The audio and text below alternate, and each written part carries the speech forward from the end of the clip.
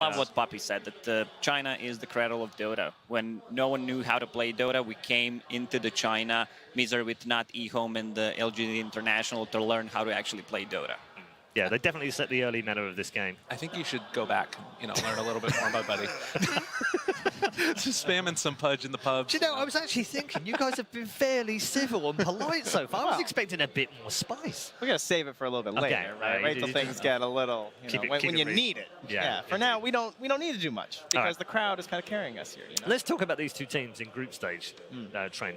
8-8 for Virtus.Pro struggled for the most part and only got through on that final. That one game is effectively a best of one for the upper bracket, which they won, obviously. PSG, on the other hand, that have the second best record. And when you look at all of the stats, they feature in the top 2 or 3 teams for most kills, least deaths, best GPM,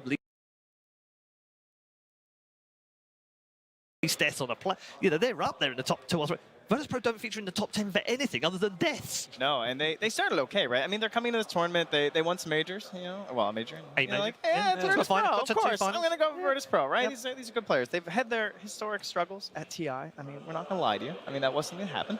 It was, I think, when they got 0-2'd by Na'Vi. It's like, oh, that's not good. And then suddenly you're down, right? They lost another 2 after that, and then every single draw, you're just treading water. Right? You're not gaining back up there, and it wasn't right till the end, as you said, where they finally just like squeaked their way up, and then everyone's like, oh, see, I knew VP would be upper bracket. But I was worried. But gents, isn't that the mark of a really good team? The one that aren't playing well, haven't quite figured the meta out, but still somehow make the upper bracket. Well, you need to play good all the time, and I mean, fans were a little bit considering whether they're gonna make it or not, but this is not the VP that we're used to. Like, we know the full divide dot cover. They go all in, the aggressive. You lose 1 or 2 heroes, and suddenly you don't have the Raxes. And this is not what we've seen from Virtus.Pro. To your point, though, the thing that I was going to mention is that it felt like they had different ideas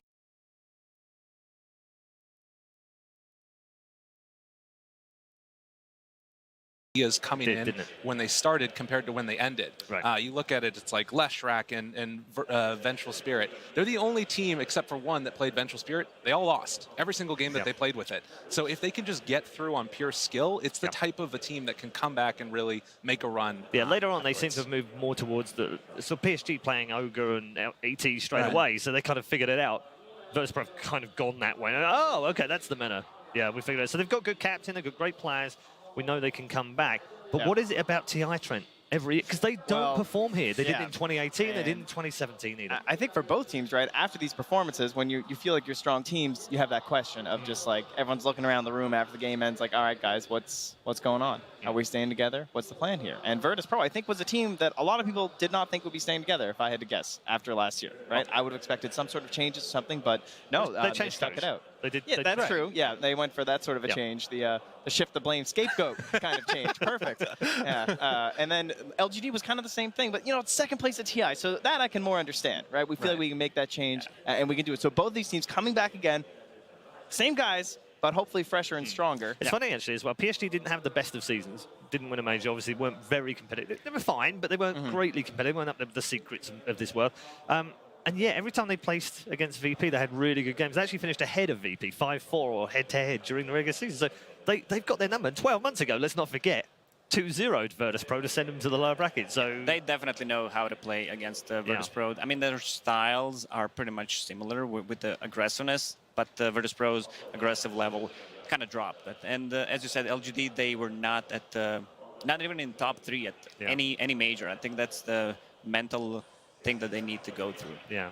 Does it matter, Trent, in the end, when it comes down to it? You know, we're at TI. Anything goes now, right? Well, right now, it doesn't matter. Everyone that's left in has a chance. They do. I would say, though, that the big problem for VP is they're sort of a victim of their own success, that they've never had to struggle during the regular season because they're just that much better. And so when they do struggle at TI, all of the pressure is on them. It's a different feeling, right? Like, you have a different feeling when you've actually never been challenged, really, and you just dominate everybody all year long. It's different. It's tough. Yeah, I'm glad you raised pressure, because I also want to bring up the pressure on Chinese teams must be enormous. Every time we come out here, guys, right, we talk about this because it happens a lot, right? You know, we talk about the home fan advantage, home crowd advantage, hometown, whatever you want to call it.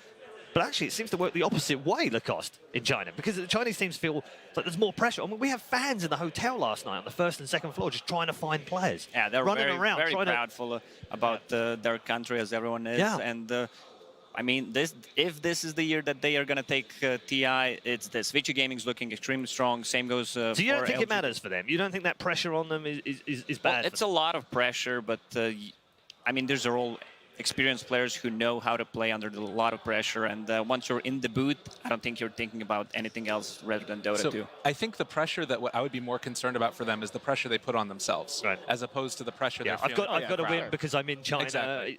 All the eyes are on, but it's like I'm putting pressure. Exactly. So the stress. It's just a very stressful event. And I think for players in particular, the big goal is just to get out of that and let's get into the Dota game and just focus on that. Yeah.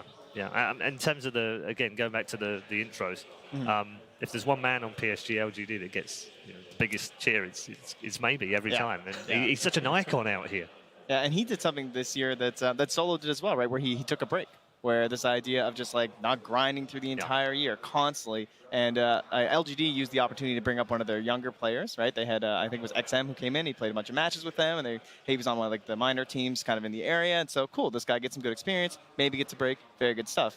VP, they do the same thing, right? Solo took a break, and Arzik gets that new perspective, right? He's actually playing in the games, kind of maybe seeing how his team communicates a little bit more in an actual official and stuff. So I think both these teams, that's what it comes down to. It's focusing on TI. It's not about these majors or these minors throughout the year. It's looking ahead. Just get here, and then we'll play the real Dota. I have to disagree with you, Paul, a little bit. I think cheering for Ame was the loudest one because people love Ame. He's one of my favorite players. Have you got some sort LGD. of crowd measuring tool under here? Nah, I just have a good hearing. Okay, well, I definitely don't. So we love Ame because when he plays Dota, you know something good and bad is going to happen. Mostly it's good, but they've been picking a lot of Void. And this is the hero that either you look extremely good or what is this guy doing? And they picked Void 4 or 5 times. 5 times, 4 on 1 during the group stage. And he tended to look good. We should say that. There most too many for now. Exactly. Yeah, until Virtus Pro figure him out somewhere. And he's actually just one game away, by the way, from 300 career wins with PSG.LGD. Wow. I mean, because you think of I think of LGD these days, not of Gel8. I actually think of LGD with maybe because he's coming up for like 1,200 games or something ridiculous. But Army's been there a long time now. He's part of the furniture as well. And what's crazy is that he's relatively young too, like a young guy, young player. It feels like a lot of people take inspiration from him too, like across all the other scenes. I don't know about you guys, but I feel like whenever. I mean, what is it? LGD Ame fan. That's like the big meme on Reddit, right? That's some insider or whatever. They love him. Yeah, exactly. And he comes with the new jungle strats, right? He gets the new item build, and you see the NA pubs guys like, oh, what's Ame doing over there? Oh, okay, I'm gonna try that in my game. For some reason, it doesn't work nearly as well. I don't know what's up with that, but not quite. Virtus Pro got plenty of cheers though on the way in. Obviously been decorating themselves with Chinese words. I think that's really smart, by the way. Just a side story, but I think it's really smart that they've appealed to the Chinese fans by changing all the names on the back, and they've got some decorations on the front, and it's obviously paid dividends. So obviously, the majority of the fans here cheer for LGD. Yeah, but I think the crowd loves Virtus Pro. They are cheering for good Dota. Yeah, they want to see LGD winning 2-1 against Virtus Pro because I think everyone wants to see Game 3 here. Yeah, I would love Game 3 for fantasy points alone. There, now you're really thinking, no, I messed up. I didn't do my fantasy. Lyrical. Come on now. My bad. Well, whilst he sucks, let's go over to 3 men that don't suck too much. Gentlemen, it's a pleasure to be here. My name's Tsunami, and I'm joined by 2 men whose streams you've probably fallen asleep to. It's Cinder and Purge. It's a pleasure to be here. We are bringing back the draft panel. It's been a long time coming, but we don't really trust them to talk about the Dota. I trust you two to talk about the Dota. Guys, it's LGD versus VP. These teams always face off at the beginning of TI. How is this fated to be all the time? Oh, they're both really good. Yeah, that's exactly. Extremely good players. I mean, it's going to happen. You get winner bracket, and there's only, what, 4 options? So, yeah. I like what they mentioned on the panel over there that Virtus Pro had a really slow start, which is kind of unusual, I want to say. Generally, when we've seen VP in big tournaments, they come in really hot, and then they get cold when it gets crunch time for main events. This time around, they've had to struggle through the groups, which could end up being helpful for them, getting this experience of learning from losses. We've seen plenty of times in previous tournaments that teams that start up losing and regain momentum suddenly go really far, OG barely got 4th in groups last year. They ended up winning the whole thing. Yeah. We've had plenty of tournaments with teams like Evil Geniuses with slow starts.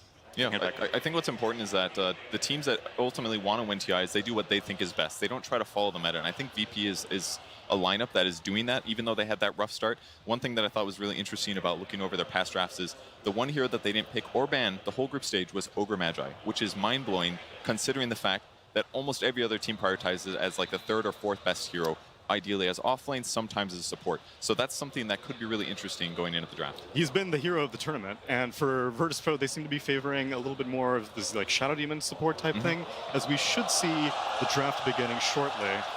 LGD versus VP, game 1. It is a best of 3 in this upper bracket. We're going to start taking a look at the heroes.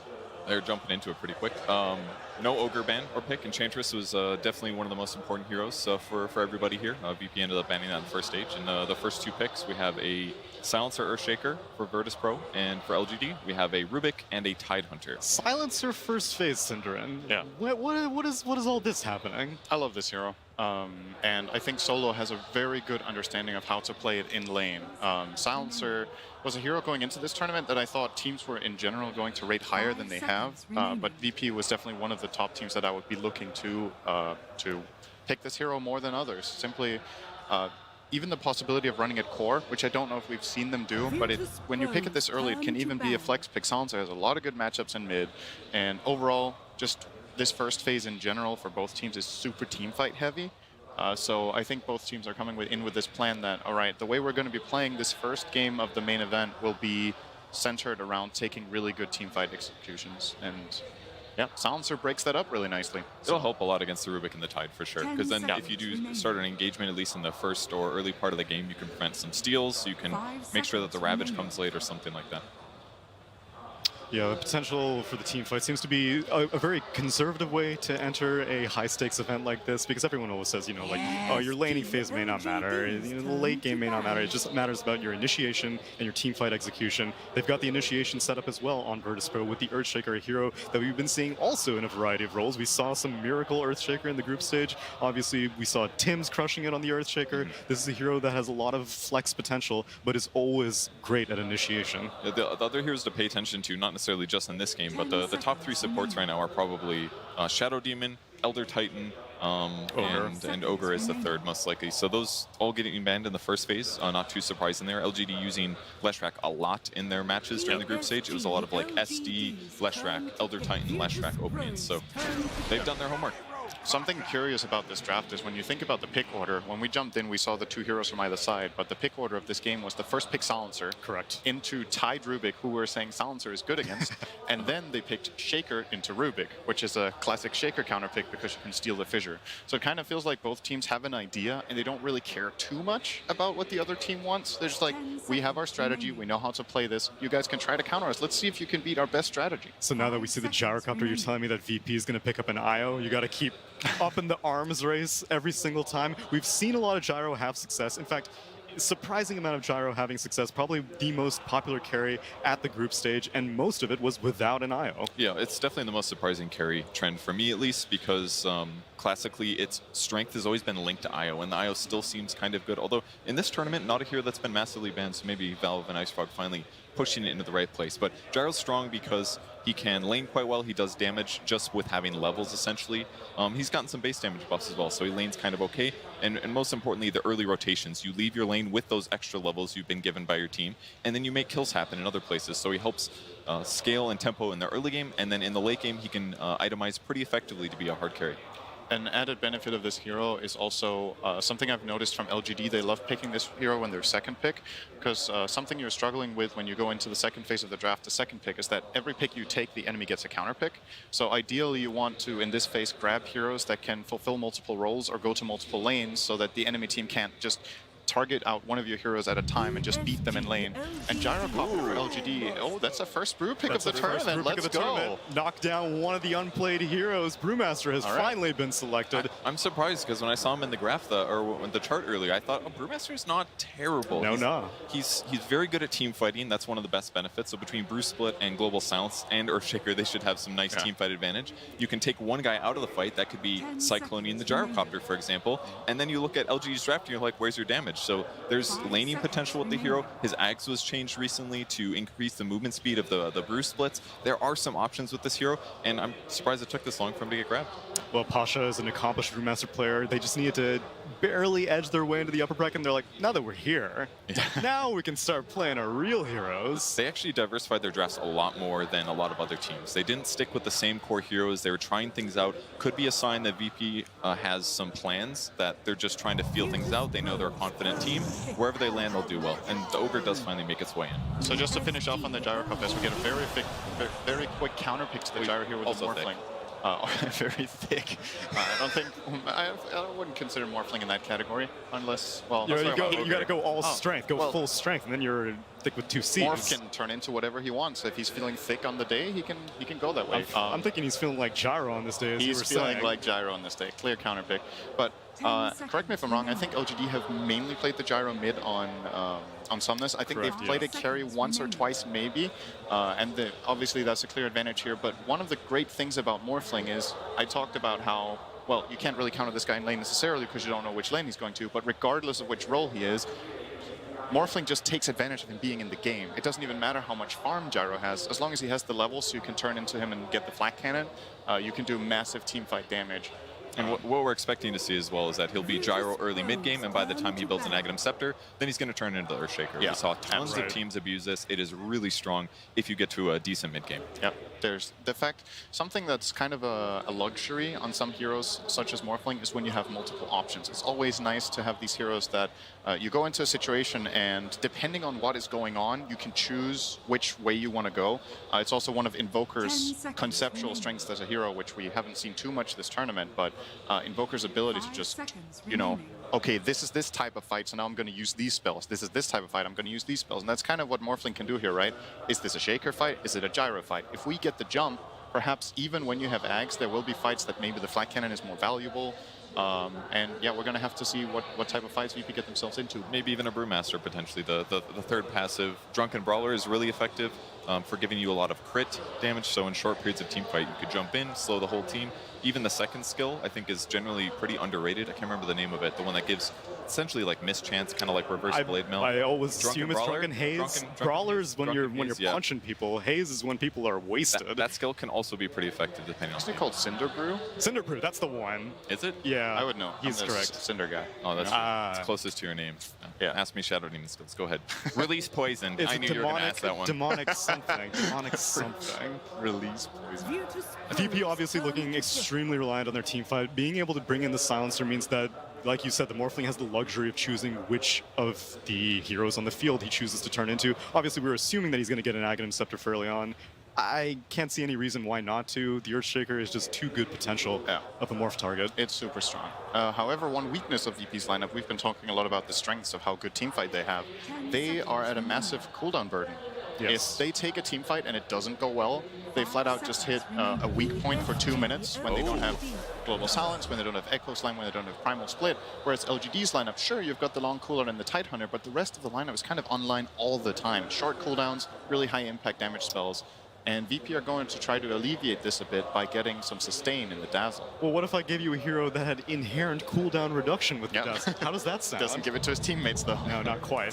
The last pick of a Sven. Sven, a bit interesting, very survivable. I think he's going to be able to just tank a lot of the magic damage, the AoE damage that Morphling's putting out, so maybe he'll be able to sustain against like Bruce Split and things like that.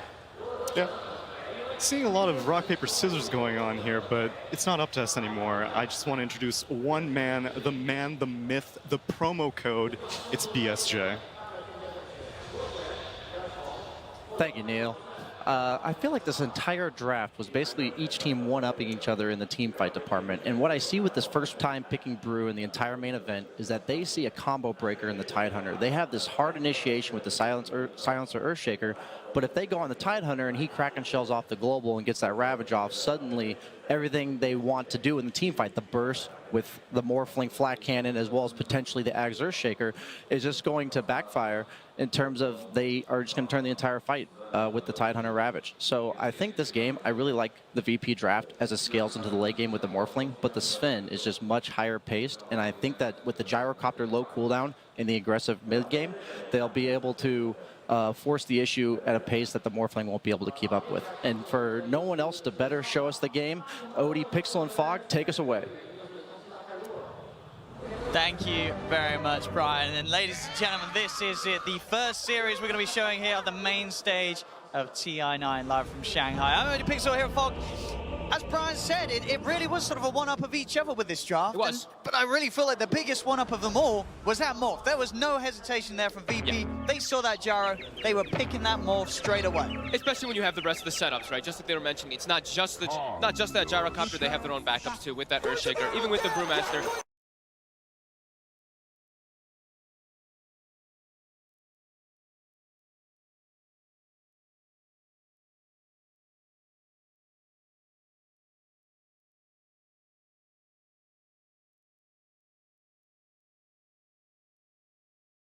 Not just sort of the Ruby, the opening to this draft, it felt very sort of old school, right? We're getting like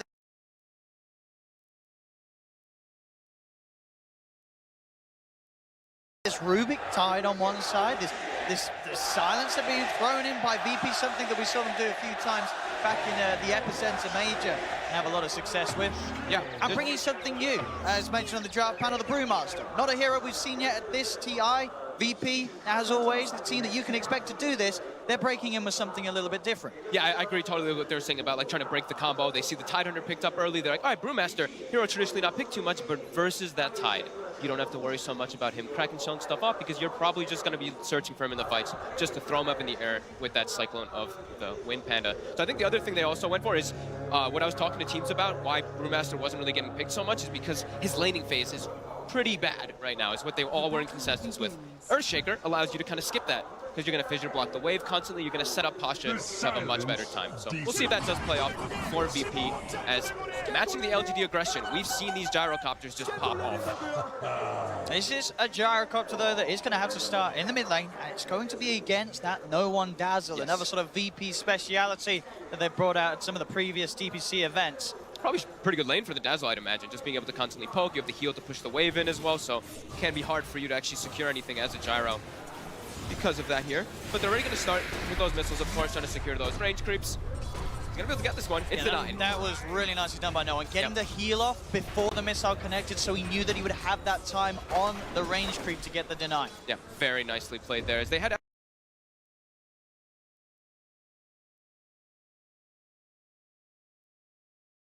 FY sitting mid trying to snipe a courier, so I think that's one of the telltale things is when they're like, ooh, the matchup might be a little bit difficult for us in the mid lane, so let's try to give you a little bit of an advantage there. Isn't able to get it. He's going to go top to try to help out Chalice. This is what I like to call the damage reduction lane, the Rubik and the Tide Hunter.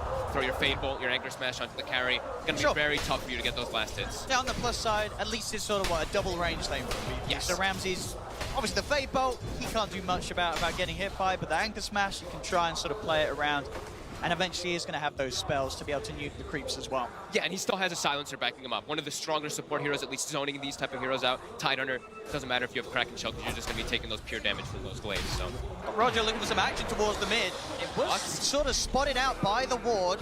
Still though, Somna's taking a lot of damage from this move. Will be able to stay alive and get himself back behind the tower, but they've got to be prepared for this these sort of rotations, LGD. Yeah, it's getting pressured a lot. Only the 2 or 3 last hits right now on the gyrocopter. Versus No One, as we kind of felt it would be, right? That Dazzle pick, that's why they wanted to have it versus this mid lane gyrocopter. Still having Roger kind of chilling around the area. It's just such a strong lane. They have the offensive potential with a poison touch, and these heals, as you've seen, if you're not used to it, even if you are, even if you're at the top of your game, these heals will throw you off getting those range CS. Absolutely. So Pasha, we see he's starting to struggle, of course, because Roger's making those moves around the map. So he's just going to look to pull some creep waves, get chased out by X-Nova quite a bit here, as this Ogre who's just going to punch him. But full free farm, importantly for Ame. That's the one we're looking at. The Sven is getting no pressure on him whatsoever. Oh, bit of a lift back onto Solo, dragging him into the creep wave. FY! He'll set up for first blood. Solo stepping a little too far forward. It's an FY Rubik. It's game 1 of the main stage. He wants the first blood. Could be the beginning of a bit of an FY highlight reel, depending on how this game goes. But definitely the fact that Sven is starting well, as you say. This is what BSJ talked about. He was worried about LGD. If they can get that Gyro and Sven off to a good start, it's going to be very tough for VP to sort of hold the game off to the point where Morph is able to come to the fights and really utilize the flak without being run over. Ooh, look at FY doubling up the wave there nicely for Chalice, making Ramses also farm under the tower as well. Some nice moves around here by FY, just building those up. He's just dancing around. He is, and obviously what the VP do, they can start to walk solo over, but FY... He's got a TP available. Yeah, he can... I mean, he's actually dead. He's taking way too much damage. He's going to head up to the tower, but Solo, he's going to be around for the XP on that one. Didn't get the in. What was the plan there from FY? He's just trying to double stack the creep so they push into the tide on the top? Yeah, I think he wants Chalice to be diving under Ramsey just like this, putting the pressure on him, not letting him to just free farm under the tower. Obviously, not wanting to die there, but it's not the biggest loss. Sure, Solo gets some gold there for himself, but you see Chalice is getting having a great time, and look at that. Look at this wave. That's a triple range creep coming in now. So that's going to be a very happy Tidehunter. So I think VP, they should take advantage of this though. I think you want to maybe even rotate Roger up top, and you try to set up here for trying to push. Do not let this Tidehunter get that creep wave off of the tower. And look at this. This is really going to, this could actually chunk the tower down a lot. So Chalice, he has the skill of Gush, but he has the skill point in Gush, but no mana just yet. And Roger is making the move over. And he's got that arcane range, so it's likely that he's going to get the chance to get a couple of fishes out. So we'll see the opening. In they go, collapsing in onto Chalice. TP over will be coming through from the Ogre. They're blocking Chalice off. FY's there with the new cut to Ramsey, but Ramsey starts to shift, turns towards FY, has to wait for him out over towards the trees and out of there. Chalice still alive. PSG.LGD will be able to keep Chalice safe with the support rotation. They're still trying to poke. In fact, Chalice, he's come back up. The curse is on him. Chalice will still end up going down. LVP turning their attention over towards X-Nova. They're going to try and chase for another. The Blade Ball from FY will come out. There's just too many creeps. They clipped the wave under the tower too, so they just continue diving forward. Yeah, those stacked up creeps working against PSG.LGD there in that sense. And in fact, VP, they're still poking and they're still fighting. PSG.LGD is trying to come back in for the rune contest, but VP's already picked it up. Be able to grab that one in the top one. Meanwhile, down bottom, Arme does continue to get all the space in the world, enough space himself to head over and grab those two bouncy runes for the team. He's going to be the full free farm. The other one, though, if you look at the mid lane, look at that Dazzle. 31 and 10 to the 18-3. This is the power. He has really done a great job in this matchup here. They're even trying to fix this right now with a gank setup, but there's not level 6 yet on that gyrocopter, so no call down available. TP is at the ready. Roger's already prepared for this. He's actually smoking himself alone to try to catch something here, and he breaks this. He sees the entire movement, sees the two supports in the river as the smoke breaks, and no one is going to be very, very safe and sound. They cannot get that surprise movement onto him. Pasha dropping low from the cleave. Be careful not to step up too far. A couple more hits and a stun, and he probably can go down here. Pasha. Oh, yes, he stepped up. Oh, no. Pasha. Pasha getting a little shaky on the main stage. We saw some of those deaths from Pasha in the group stage. Yeah. If you got lucky, the team would have hoped that it sort of left those behind, but he did get the Drunken Brawler off before the attack, so it was like a 50-50 chance, but still. But you shouldn't play for that sort of RNG. That's not good odds. Do also managed to get the courier here, VP, so taking that one down from LGD and getting that gold bonus. They were actually able to finish. I saw Roger chasing it with illusions, but wow, he was actually good to chase it and finish it. That's a bit surprising there, LGD, getting caught off guard. Still farming very well, as we were saying.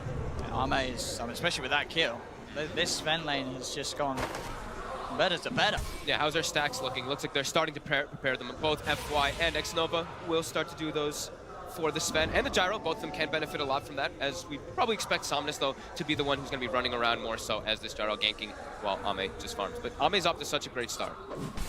And immediately starts pressuring Pasha as well. And Pasha really does have to be careful. He's doing pretty well, though. Like, the Church Gold, it's not the greatest, but he's kind of tied with the Gyrocopter, and actually Tanner, so it's pretty decent, but levels. It's almost a level 6 Brewmaster. So in this game, the Brew has a lot of different potential he can do. Has to be careful of some steals later on from the Rubik. You can cover it pretty easily with your Brawler, but he can dispel the Bloodlust, he can dispel the Warcry, throwing up that Tidehunter as we talked about as well. Going to be very important for that VP side's team fights. It's Pasha. He's making an invasive play here. Not quite level 6, pretty close to it as well. He's going to get surrounded. Get surrounded here. Well, the three of them after going for the high ground. He has got no one by his side. So we'll be able to walk away. No point shed, of course, in the grave. Fully offensive. No one with a skill build at the moment. As expected.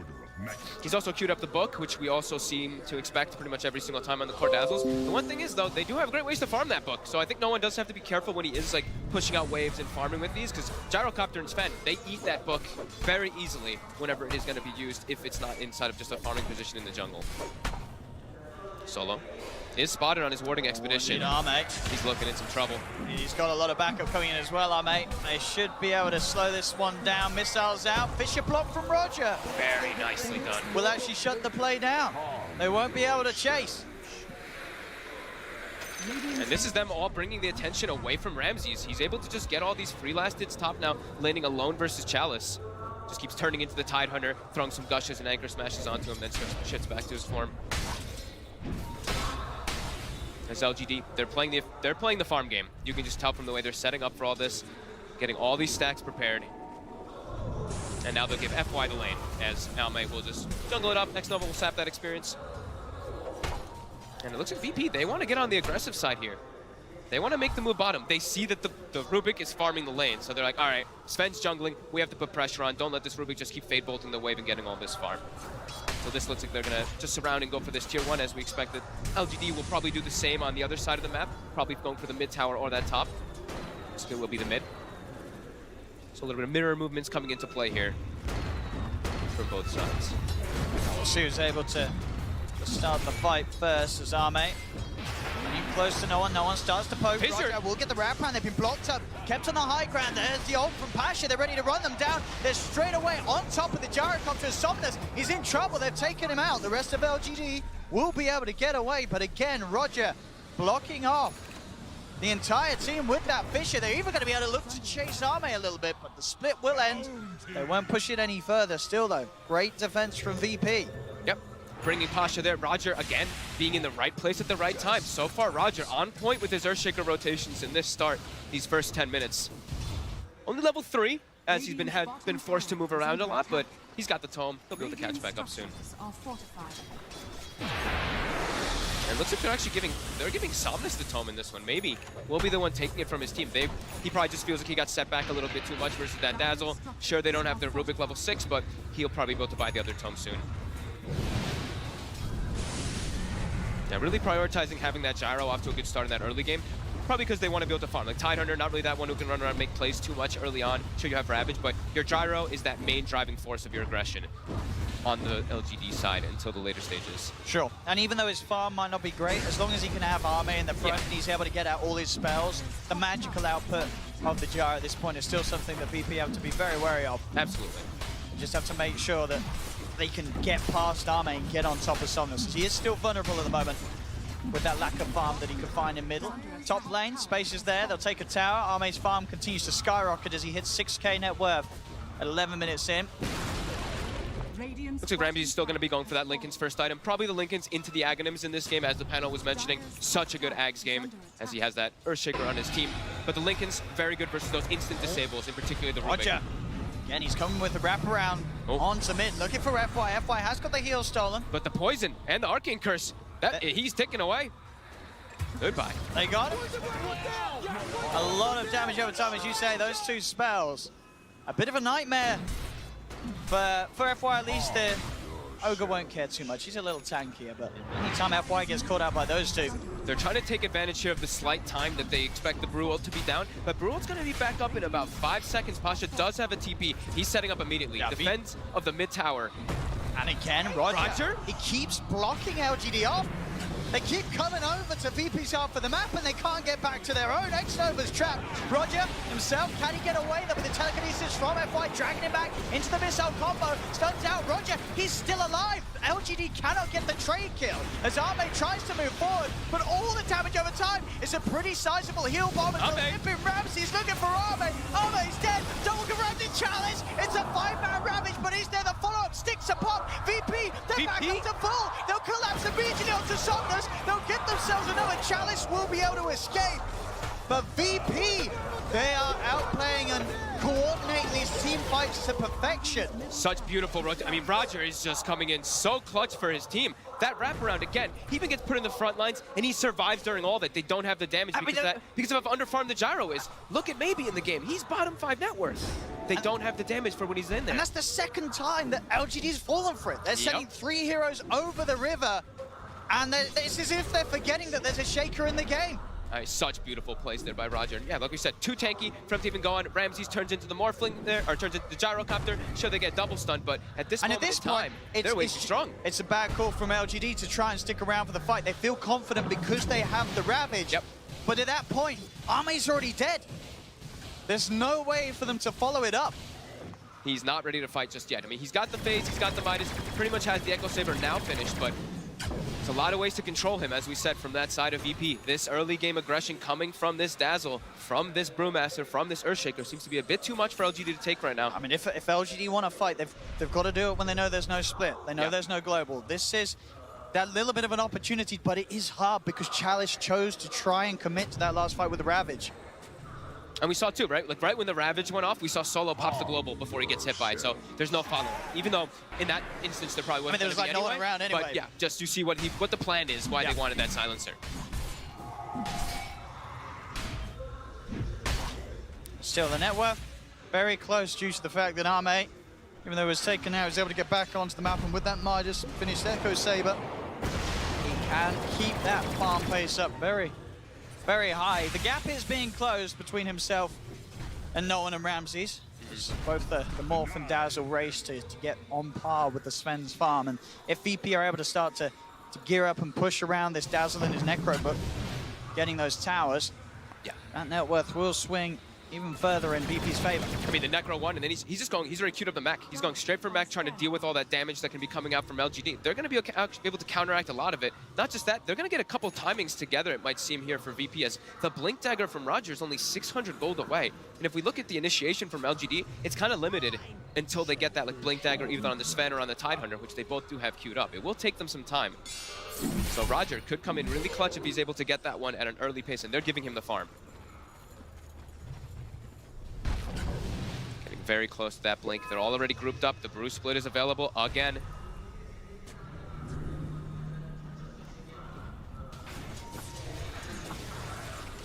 And LGD just avoiding VP entirely for now. See if they do anything about this tier 2 tower push. TP does come in from Xnova with their push of the Necro, but VP doing a lot of damage to this tier 2. LGD will start to get close to the tier 2 top. Maybe think about looking for a trade, but it's not going to be easy. Bottom lane, Pasha trying for the wraparound. Xnova's already out of there, but the tower goes down for the 16-minute mark. VP continuing to keep the pressure up. Xnova? They want to try and dive this. They're going to. Ramses goes straight forward up to the high ground. Xnova's dead. Killing spree for Ramses. TPs will start to now come through from PSG.LGD, but VP are able to easily back off, get themselves out of there. They got what they wanted. They can get an extra kill out of it. They've got map control too. LGD not looking to want to fight until I believe they have those blinks. I think they need some easier ways to set up the fights to be able to just instantly kill someone on the side of VP. VP, when they're all rallied together, they're just seeming way too strong right now.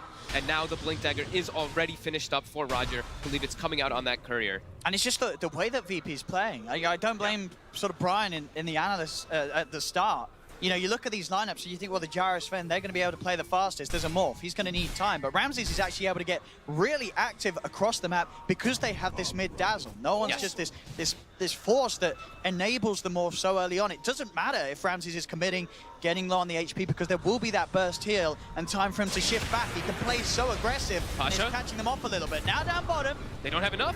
The split's going to be out. They're going to look towards Arme. They're going to surround him. Another heal bomb for Noam, bringing Arme down low. Pop the war cry. They left him. He's been abandoned. They've abandoned him. They know that there's no hope for Arme. As VP making moves there with just the two of them, taking down Arme, the most farmed hero, of course, on LGD's lineup. He just gets shredded by these heroes. Yep. Pasha in this game, just be able to get how much he got down bottom because of the fissure blocks and everything from Roger. I'm definitely going to be giving Roger a lot of that credit there for that the setup that's going on for the Brew. He's able to do so much, and now we're wondering, why is Brew not being picked a little bit more? You see how powerful it is. Whenever he has the ulti up, LGD's just booking it. Maybe a bit of Apart from that one death in the lane, but hey, you know, it's the first time the hero's been picked this TI. It takes a bit of warming up. Sure. I mean, he's still got so much done. And with he is. With the combo. He's in the zone now with Pasha. Yeah, with the dazzle, it's seeming really powerful, really potent, how much aggression they can really start over the early game and just allow Ramses to pretty much do whatever he wants as Ramses. He's gone greedy. He actually had the gold for the Lincolns, and he's like, find the point booster. I'm getting set up. I'm getting ready for my Aghanim's. You know, I'm just starting to prep that. Because I know what we're going to get to in this point, as we see that Dota Plus win probability already highly favoring VP. But LGD, they've got their timing now. They've got the blink on Chalice. They do. Are they going to be able to find anything? But at the same time, there's also the potential of the global silence. They'll find Solo, so there won't be a global.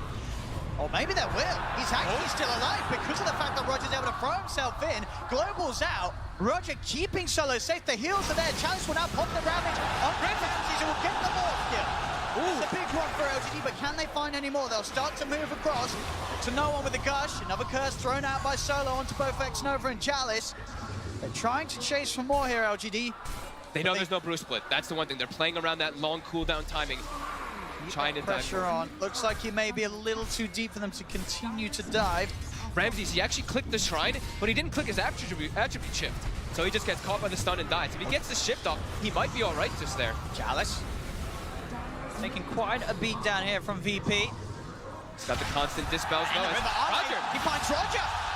Roger was trying to sit at the backlines in the river, looking for a potential to get him with the Blink Echo, but Arme finds him. And how quickly the tides have turned. Oh yeah, with Ramses falling like that, and Arme and Somnus getting involved in these big kills. The slight gold difference swings back in LGD's favor. Now you have to be wondering if how painful that point booster picked up by Ramses was. Instead of having a Lincolns in the fight, he would have had it finished. He had the gold when he went to go purchase it. If he gets punished for his greed. As not only just that gold lead swing, you see the experience. It was 2K in advantage for VP. It swings heavily up towards LGD. Let's see how the gold swings here around these runes. Bounty rune wise, LGD, they've got heroes set up, down, bottom. They're going to be able to get the majority of them. Oh no, wait, there's 2 for 2. Super 2. 2 for 2. Pasha was able to get both of those. The bottles sometimes confuse things. But they have their it was 3 for 1, right? Yeah, it was 3 for 1. 3 for 1, you're right. Yeah, the bottle confused I saw an illusion. Yeah, confused me as well. Maybe question myself, but yeah, they manage to get the majority LGD. Yeah. Now they can go into this Roche Pit. They have their Brew Split. They know that LGD does not have their Tidehunter Ravage or that God Strength, actually. How long? Yeah, still a bit of time to God Strength. Yeah. Can they still try and push VP out of the pit? Still sitting around the area. If they could time it right and get him with the stuns. There's 15 seconds without God Strength, but they have BKB on the side. Poking Chalice, he'll jump in to get the vision, stun out to Ramses. Now the Primal Split comes out from VP, and now it becomes a lot harder for LGD to get close to the pit, as Pasha will be able to hold the team away, get that space for Roshan to fall, and Aegis to be claimed by Ramses. They might look for a fight anyway, though, on LGD, because they know that there's no split available. Chalice is committing forward. They're going to have Ravage, they're going to have God Strength and BKB on the Sven. They want somebody here. They are committing far. You have to be a little wary of Roger having the Echo Slam available, but Somnus is ready to go in underneath the tower, stuns out from Arme, there's the God Strength, the shallow grave, keeping Roger alive. They'll try and get relevant. It's a 5-man Ravage, jumps in, Echo Slams out, but he does nothing at all. The BKB's out from Arme. He'll turn over towards no one. The stun control from X-Nova isn't enough. No one finally uses. They've got the damage. LGD, they get both. As Chalice sees the perfect opportunity. He's not even done yet. Jumps in for another anchor smash. Keeps the pressure on VP as they're pushed back away from the tier 2 tower. And despite getting the Roche, getting the Aegis, they lose the following fight and they'll lose more map control. It's the little things, right? Chalice just blinking into the pit there initially, giving vision, causing Pasha to kind of be like, oh my god, I actually need to split for this situation, allows them then afterwards, they know they have the way advantageous team fight versus VP when they don't have split available. Chalice with no fear. He's playing versus that lineup where he's like, they don't really have ways to burst me down as a Tidehunter in this game. With this hood available, he can just freely jump in like that. And yeah, like you said, the beautiful 5-man Ravages we're going to see again here. I mean, it looked like maybe they'll lose a couple, but indeed, Chalice in the perfect position, even tickling Solo on the edge there. Every single member of VP caught out by that play. And Pasha, you can tell he was like, I'm not liking this fight too much. He was even starting to TP out. Someone made the call, though, to try to keep it going, and they ended up losing a couple heroes there. It doesn't get more perfect than that for this side hunter. 5K lead off the back of those plays. Roshan gone wrong, but not in the traditional sense. Where VP still managing to be the ones getting the Aegis, it did not matter. Still gonna have, now they're gonna have Bruce Split available again, so like we're seeing, it's gonna be back and forth whenever these long cooldowns are off for VP, them looking to bring the fight. They're pretty close to that Aghanims on the morph too, so he will also be pretty scary when he gets that. As we see that shift at the 18-minute mark, a 70% chance for that Dota Plus for VP, now all the way to that 50-50. Roche is not always the answer.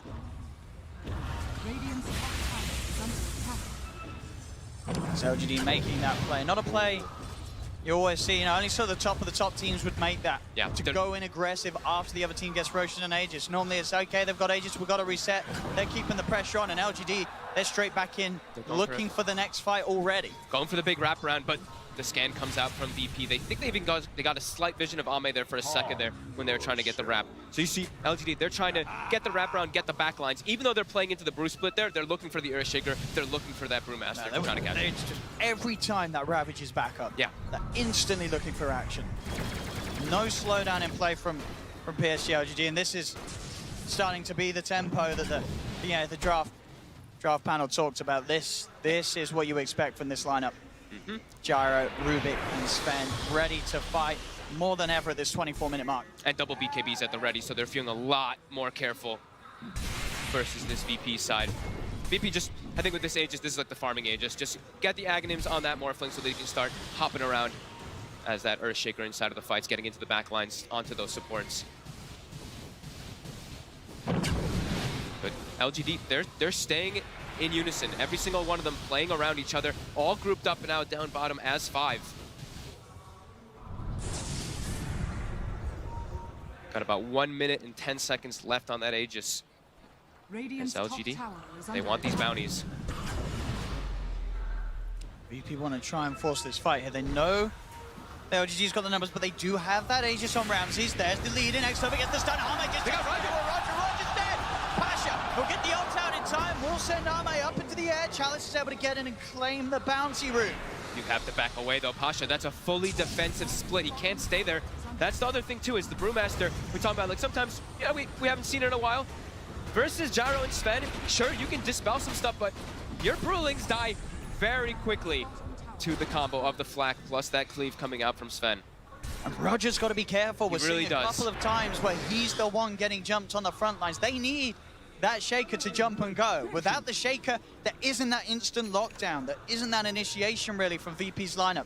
They have to make sure that Roger's able to get his spells off. They're really starting to hemorrhage just a bit too much here, as it's that 7K advantage. And LGD, they're getting all these bounty runes too. Oh, they are.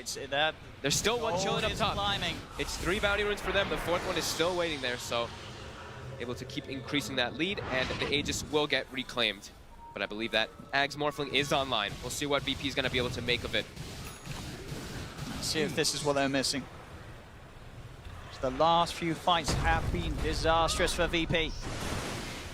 It still feels like they need their BKBs though too. Like, they've got this Ags on the Morphling, which is fantastic, but there's just so much magical damage and control that's really coming out from LGD's side. The fear of what a Rubik really can provide, even though FY hasn't been having like the greatest steals or anything like that, just getting the instant lifts or breaking some Lincolns. I mean, what are the big steals that FY's looking out for? Fissure. Fissure. Yeah, Fissure's probably the biggest one. Bruce Split, of course, but you're not likely to get down versus Drunken Brawler unless you immediately get the lift off before as soon as he gets out, which you can do, but and by that time the fight's probably over. Yeah. Maybe it helps you chase for the cleanup kills. Yeah, I would turn a bad fight even worse for VP. With that chase potential. Still grouped up though, VP now. Ame shows his face. He is out on his own. Go into the trees. We'll go for the TP. Roger. He's just going to get stunned up. He's just trapped in there, but VP a little scared. They're aware that there could definitely be quick reactions. PSG.LGD are starting to come over, but Ame was still relatively alone. VP just didn't know. They didn't want to make the mistakes they made earlier and try and force a fight straight up. Now they'll go back with the smoke. They didn't have any information. They've drawn the attention. A Solo, he'll head up to the high ground. Blink over from Chalice, catches the vision of Solo. Going to be focused first. Fissure comes out from Roger. Trying to keep Solo safe. They've got to make sure that both Solo and Roger get the chance to Here's that Axe. Get their ults out. They'll commit towards Chalice. Chalice has the Ravage, ready to pop. He's holding on to it for now. Ramses into the Shaker he goes, chases down X-Nova. They're pushing PSG.LGD back up to the high ground, but it's still hard for VP to find the jump that they hope for. As PSG.LGD, they know exactly what's waiting for them on the low ground. Yeah, and the Axe Morphling, you know, it's strong because Ramses is really high level, but you also want your Earthshaker to be high level. You need him to have that max enchant totem for it to really become that super powerhouse. So only 2 points still for Roger, only level 11. He needs to find himself some level so that they can actually start using that power of the enchant totem. They know themselves, VP, they're still not quite ready to take a full 5v5. It's not easy. Ooh, and look at Ame's pickup here. A little bit, not really super unorthodox, but the Orchid now for that Sven as well. Multiple different ways to catch Ramses. Yep. Ramses gonna be in trouble. Not only just Ramses, Pasha as well. Brewmaster hates playing versus silences. Flank. Nice little escape back to base. He's got the stick charges and the heals. He's been buying a very far on the way to make sure that he's not going to get burst. He's like, I died to that damage over time before, not again. He knows how much it hurts. But absolutely, you say with that Orchid, there's still a bit of time where Ramses hasn't got that BKB. Yeah. He's got to make sure he's got it ready as soon as they'll see that that Orchid's out. A lot of different targets they can go for it. Pasha being one of those main ones, like I was saying, that silence. If he does want to throw it out, a bit too close to the base though, being a little bit reluctant. VP just trying their best to split the map up. Now you know that LGD is playing as a unit now. Roger. Getting stalked by Ame. We'll be able to back off. So 30 seconds, we're going to have these bounty runes coming out. LGD, they've got creeps hitting the base. They're actually forcing a reaction to the base right now, so they're going to look to make an aggressive play. They're like, all right, Silencer just went top. We can definitely look for a fight right now. With a full butterfly finished up on Somnus. They're jumping for Ramses. They managed to break the link because they're in with the silence. The global does come out. He did manage to shift before the silence came in. So Ramses has got enough HP to be able to waveform back out of there. Pasha is going to start to fight back with the primal split. Surrounding X-Nova, Somnus with the flak. Will start to kill off the Brewlings very, very quickly. Pasha's got to be careful. Grabbing the challenge onto the backlines. They found Roger. Amazing with the damage. Roger's dead as well as Ramses. There'll be a buyback from Solo. Sorry, it was Ramses as Roger. It was Ramses and the Shaky for me, and now they get Roger. They got both of them. It's a triple buyback from VPs. They'll try and turn. Oh my God. But that, I mean, I got baited. I saw a Shaker die. I was like, Roger's there. I was like, no, hang on. That's Ramses. He's getting caught off. Ramses at the start of the fight. That Orchid, it's really catching him off guard there. It looked like Ramses was safe for sure. He built up all the HP, but he ends up back in the middle of the fight as the Shaker. And he dies straight away. They're really starting to run away with this one here on PSG.LGD. They buy back on X-Nova. They're like, let's just bring the fight to them. They don't have anything available. Roger, sure, he's got Echo Slam, risky player from VP. It's not a quick Roche. They're trying. They've used 3 buybacks for this attempt. Chalice is in immediately. I don't know if VP can get away with this. Doesn't look like it. They're jumping forward. Ramses is trying to fight, but he instantly gets stunned. Oh, it's on top. The Echo. He whiffs the Echo. He did not get the blink off as VP. They've got to back off. Oh my, he had it up too. I had him clicked on. It was not canceled. He just didn't get it off there. Ramses going in again. He has to be careful though when he's the Shaker. We saw him get tripped up in that mid lane. And now PSG.LGD are holding on to a mighty 12k gold lead. And that was VP buying back 3 heroes trying to get something, just desperately trying to get anything out of it, and they can't. This Orchid, Ame, purchasing this was just causing so many problems for VP. They're set up here for the fights, but... And with it, he needs that BKB, but really again, it's still back to that point where he's only halfway towards the money. It's going to take a lot more time. We'll see this again from Roger. He said nothing cancels this. No, look, he just echoes the floor. It was still on cooldown. It was still on cooldown. Okay. So maybe it was just still on cooldown from before. I guess it must have still been for a second. All right, when I clicked, it looked like I must have clicked it a second later. Because he didn't look at it like anything canceled it. I think maybe just in his mind he felt that the timing was there, and that 15 seconds was still ticking down. Ooh. Yeah, that's a lot of momentum. I mean, look at this, like Somnus, he's super farmed out. Pretty much all the important heroes on the side of PSG.LGD, they have the farm. On VP, they're really starting to fall behind. That mid game, that early game, that dazzle, sure, no one, he's 4-1-4, but it's a dazzle now at this point. It's starting to become very hard. Just finding 3 kills across the map. Solo trying to push out that top lane. Uh-oh. I mean, Solo must have known that that was going to end in death. I guess at least trying to use his life to make sure that the lanes are pushed out. It's more kills for LGD. It's only 11 to 10, but just the fact that the kills have meant that much more. The buybacks have heavily set VP behind, and the farm rate of Arme's, Sven, and Somnus's Gyro is just at a rate that's very hard. Yeah. It's for really the team to keep up with as a whole. The difference between the supports are there as well. Space is there, easy Roche, easy Aegis for Somnus. It's really telltale that VP has only gotten 1 kill in the last 16 minutes. How aggressive and how dominant LGD really has been around this mid game. Look at that one ticker. They've gotten an Ogre Magi kill in the last 16 minutes. Besides that, it's been only LGD just cruising through, finding every single fight that they want. Pretty much right when I had said that I think Brewmaster was looking pretty good and why haven't we seen Brewmaster, it just completely shifted the other way around. It's a game against a Sven and a Gyro. Two of the best carries in the game to kill those Brewlings. Yep. It's not easy for Pasha. They've got the BKB now on Ramsey, so he's going to be feeling a lot safer. But there's still so much damage now, and now at this deficit, do they even have the damage to deal with LGD's draft? As the BKBs, like we said, are ready. They've got their Aegises as well. And Chalice now picking up more items too. Has the Mac, going to be going for Greaves too. So a lot of mitigation going to be coming out for PSG.LGD. They do have Roger also hitting level 14 now for VP, so in relation to Ramses, he's going to have that max enchant totem. But yeah, double bloodlusted cores on PSG.LGD. Two of the best, like you were saying.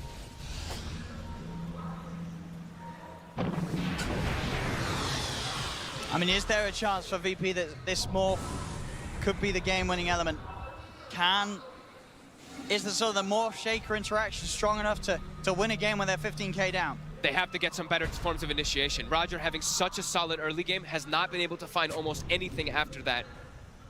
Just seems like PSG.LGD always seems to know where he is in the fights and catching him at the start. It's VP. They will look to set up for bounties. Pasha, though, he's very far up and alone. He's out of the game immediately, walking to his death. They want more.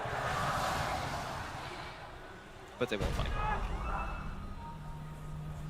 Just have that BKB Ramses, so a little harder for them to catch out. They're not really splitting up much versus this Morphling. So when I have seen, oh, Ex Nova though, they're jumping forward for him. Gonna try for the quick kill with the waveform, and they have to try to get a bit more. Is he trouble? Roger's gonna buy himself safety as he jumps in with the Echo. Will popped as well as VP will try and chase for another. They're blocked off Chalice with the Fisher. Very tanky.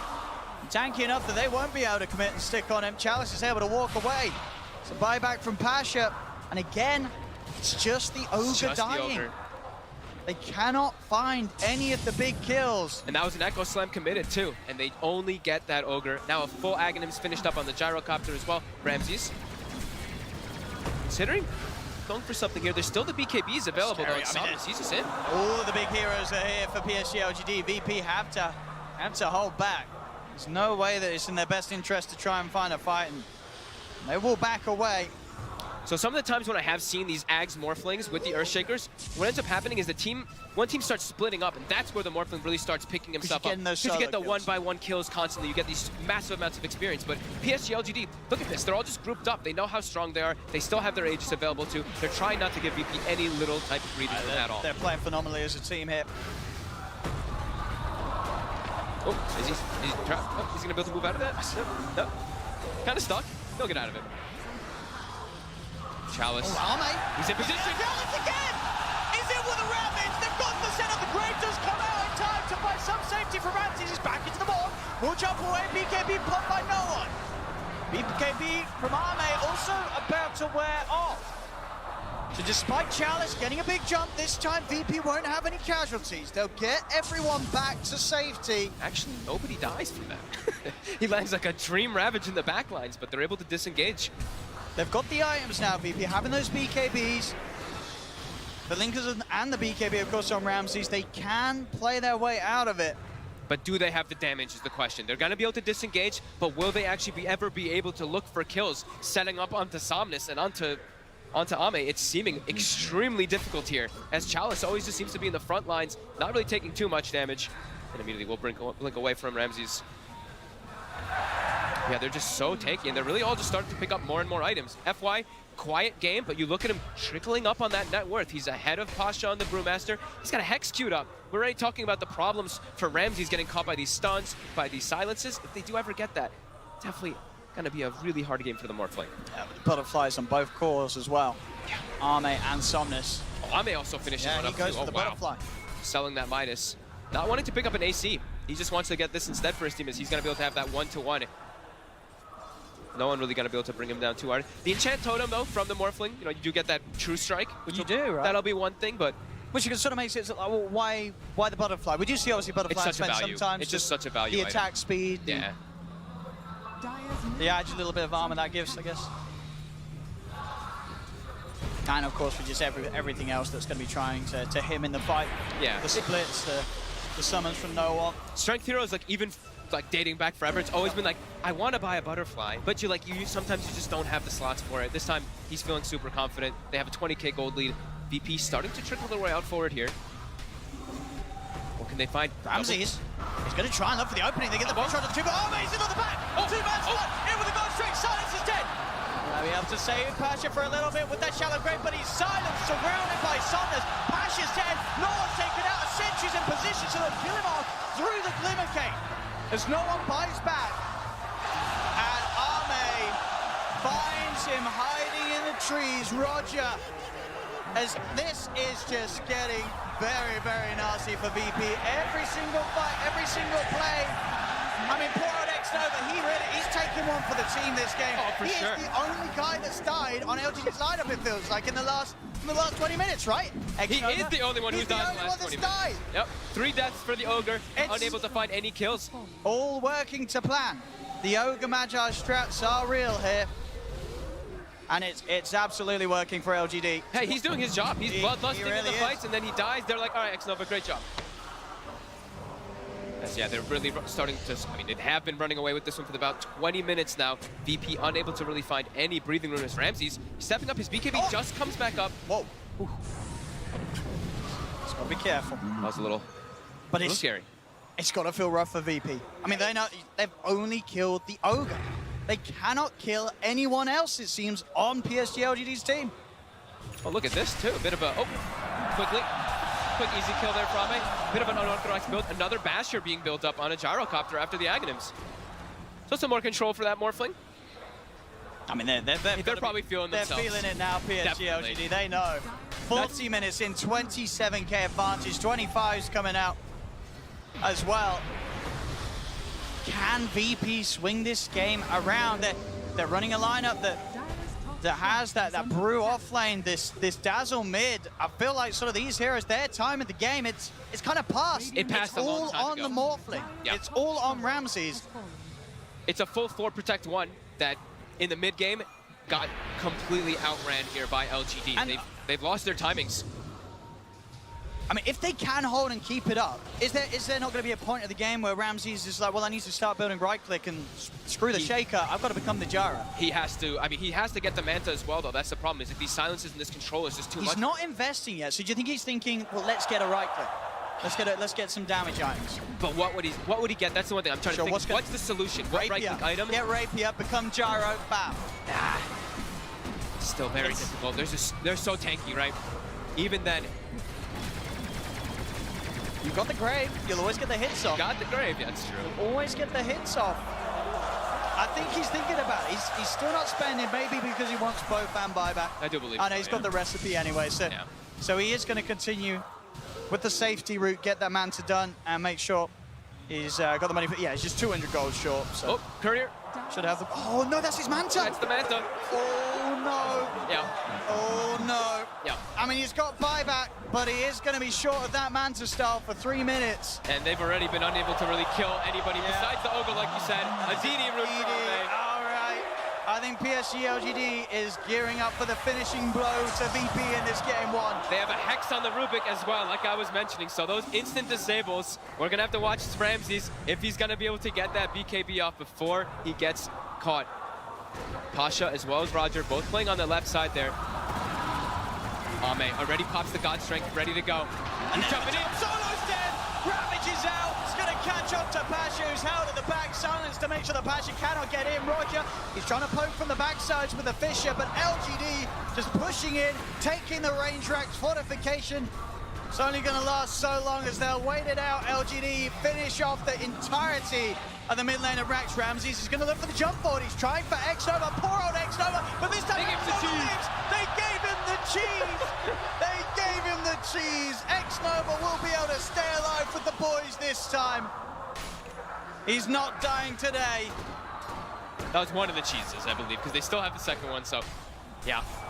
And now a full refresher as well. I think they had a refresher shard as well, right? I think they must have used it before. X-Nova. He had the cheese. They prepared him. Not They this time, prepared it him for says. this push. They made sure he took his dinner with him. As now they can't even kill the ogre. No, they. I mean, Now without the cheese. Maybe they'll give him another one. Do they give him the next cheese? No, they're gonna keep FY. But the mentality now, they've tried to kill the ogre again. They can't even kill the ogre. As this lead just continues to go. And I feel that we've seen VP in this situation quite a few times in the group stage. And game 2 hasn't gone a lot better after game 1's been this rough. A lot of the games in the group stage where VP did lose, it was very one-sided, very stomping this game. For the 20 minutes onwards, it has been. Chalice is in. Ravage catches onto Solo and Ramses. Ramses, he's trying to play his way up back into the Shaker. Will be able to get the 3-man Fisher and jump away. They're kiting up LGD for now. X-Nova steps forward, throws out a Fire Blast, grieves a pop. They're back onto the structures. Another tower taken.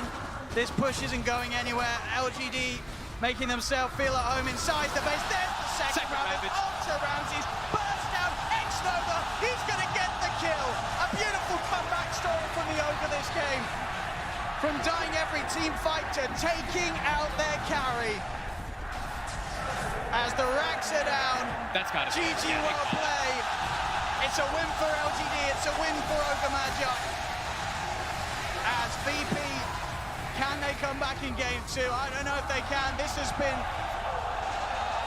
less than ideal for them to open up on the main stage, but for PSG.LGD in front of the home crowd, this couldn't have gone any better. No, it seemed like these first 18 minutes or so, VP running away with it perfectly. They have this initiation coming from Pasha every single time. They're always taking the fights on their own accord.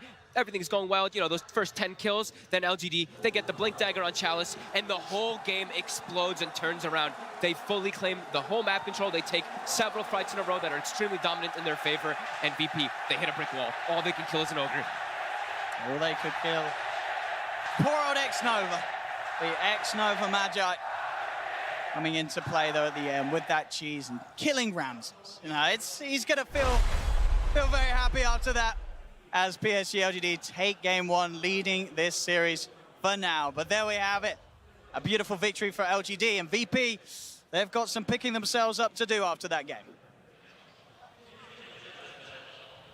There we go then. Game number 1 in the bag, and it's exactly the same story as we had in 2018. This, of course, a matchup that we saw in exactly the same round this time last year. No change whatsoever as far as the result of game number 1 is concerned. We're going to get some thoughts from our panel in just...